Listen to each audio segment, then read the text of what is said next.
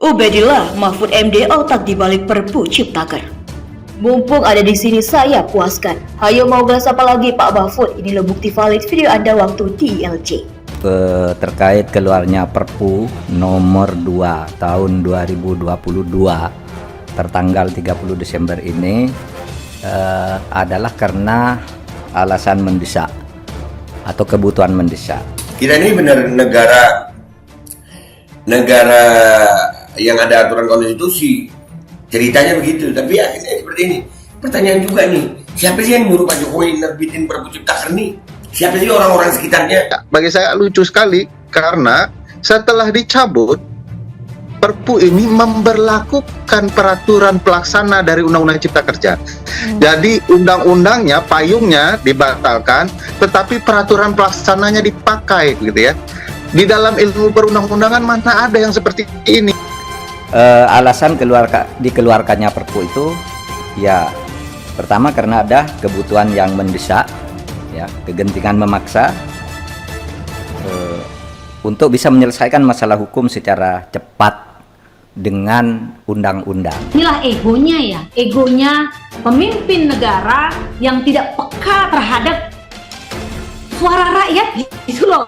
Rakyat ini gimana kalau menurut saya? Satu dengan seenak-enaknya, oke uji aja materi, uji aja lagi gitu ya. Loh, emang dikira nggak ada biaya di sana? Aduh, lagi-lagi suara rakyat nggak didengerin ya kayaknya. Kalau gini terus, apa Indonesia bukan lagi negara demokrasi ya? Bagaimana bisa, pertanyaannya, kami percaya bahwa Mahkamah Agung nanti akan mendengarkan keluh kesah masyarakat. Di saat yang sama, pemerintah menutup telinga dengan alasan sudah diakomodasi tapi tidak ada perubahan. Mumpung ada di sini saya puaskan sekarang. Saya mengatakan begini, malaikat pun kalau masuk ke dalam sistem kita jadi iblis.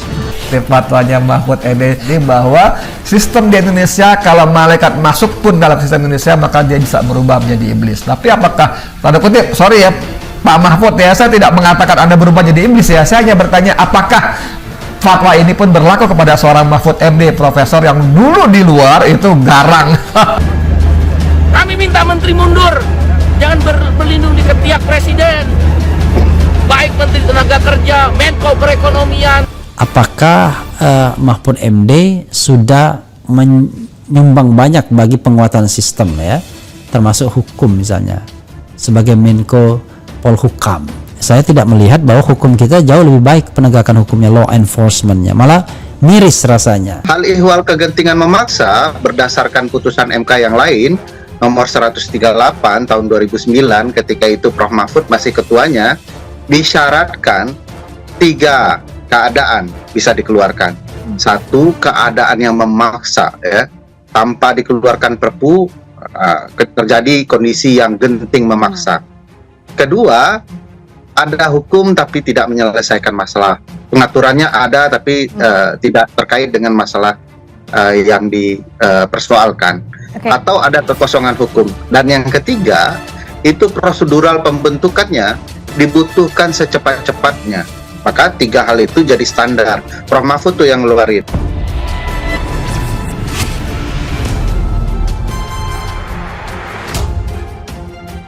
Ubedillah Mahfud MD otak dibalik Perpu Ciptaker. Menteri Koordinator Bidang Politik Hukum dan Keamanan atau Menko Polhukam Mahfud MD dianggap sebagai otak dibalik pembuatan Perpu nomor 2 tahun 2022 tentang Cipta Kerja. Analisis ini disampaikan oleh analis sosial politik Universitas Negeri Jakarta atau UNJ Ubedillah Badrun usai memperhatikan pernyataan Mahfud di media sosial. Dari pernyataannya di medsos yang ia miliki, saya cermati tentang Perpu Ciptaker ini sepertinya MMD atau Mahfud MD adalah otak dibalik pembuatan Perpu itu, atau ia pendukung utamanya, ujar Ubedillah kepada kantor berita politik RMOL Kamis pagi 5 Januari. Parahnya, kata Ubedillah, Presiden Joko Widodo terlihat tanpa berpikir panjang menyetujui diterbitkannya Perpu Ciptaker. Menurut Ubedillah, realitas tersebut menunjukkan cara kerja pemerintah yang kampungan atau tradisional, sebab ciri kerja pemerintah yang kampungan itu mengabaikan rasionalitas.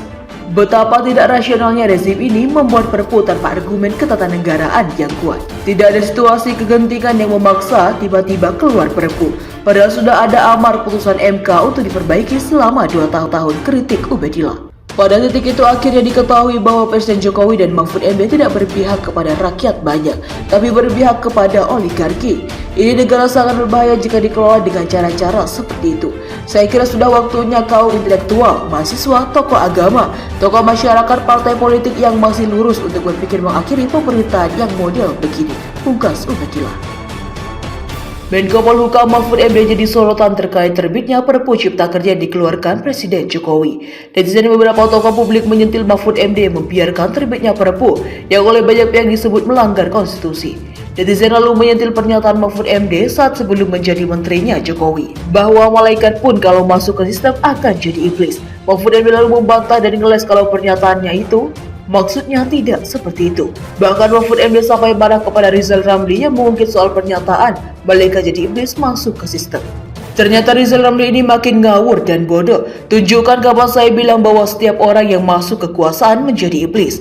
Gobloklah pernyataan tersebut, kapan dan di mana saya bilang begitu? Kata Mahfud MD di akun Twitternya @mahfudmd. Ada netizen yang kemudian mengunggah video pernyataan Mahfud MD saat menjadi pembicara di ILC TV1 pada 1 Oktober 2019 saat membahas tentang KPK berjudul Haruskah Presiden Menerbitkan Perpu KPK? Berikut cuplikan videonya, bukti valid. Ada surprise di tahun baru 2023. Eits, jangan seneng dulu. Presiden Jokowi baru aja teken Perpu Ciptaker 30 Desember kemarin. Lah, dadakan banget kayak tahu bulat. Emang rakyat harus sabar gimana lagi ya? Padahal udah jelas banget, 25 November 2021, MK mutusin UU Cipta Kerja inkonstitusional karena cacat formal dan prosedur. MK minta UU Ciptaker direvisi dengan dengerin aspirasi rakyat. Tapi, kok tiba-tiba muncul Perpu? Hal ihwal kegentingan memaksa berdasarkan putusan MK yang lain nomor 138 tahun 2009 ketika itu Prof Mahfud masih ketuanya, disyaratkan 3 keadaan bisa dikeluarkan. 1, keadaan yang memaksa ya, tanpa dikeluarkan Perpu terjadi kondisi yang genting memaksa. Kedua, ada hukum tapi tidak menyelesaikan masalah. Pengaturannya ada tapi tidak terkait dengan masalah yang dipersoalkan. Atau ada kekosongan hukum. Dan yang ketiga, itu prosedural pembentukannya dibutuhkan secepat-cepatnya. Maka 3 hal itu jadi standar. Prof Mahfud tuh yang ngeluarin. Inilah egonya ya, egonya pemimpin negara yang tidak peka terhadap suara rakyat gitu loh. Rakyat ini gimana kalau menurut saya? Satu, dengan seenak-enaknya, oke, uji aja materi, uji aja lagi gitu ya. Loh, emang dikira nggak ada biaya di sana? Ya, bagi saya lucu sekali karena setelah dicabut Perpu ini memberlakukan peraturan pelaksana dari Undang-Undang Cipta Kerja. Jadi undang-undangnya, payungnya dibatalkan, tetapi peraturan pelaksananya dipakai, begitu ya.